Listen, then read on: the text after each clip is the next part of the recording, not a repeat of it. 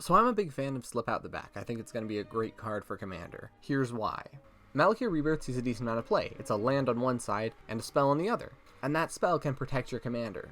However, it only protects you from one removal spell, and it doesn't work against exile effects because it reads when this creature dies, return to the battlefield, and it's also a little expensive, so let's look at some budget options.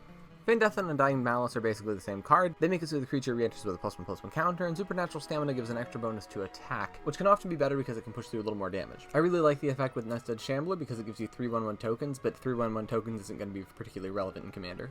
In addition to protecting your commander, they can also be used to rebuy ETBs.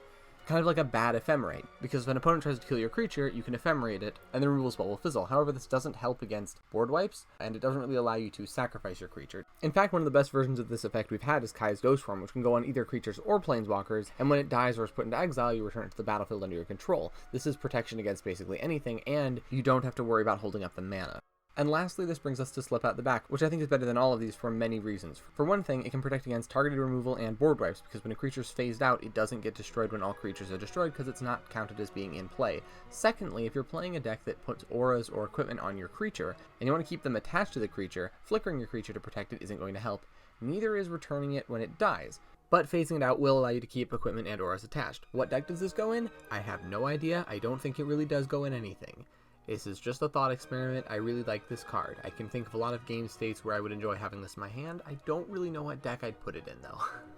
That's the biggest problem. You know where to put Ephemerate. You know where to put Kai's Ghost Form. You don't really know where to put this card. And that's the entire video.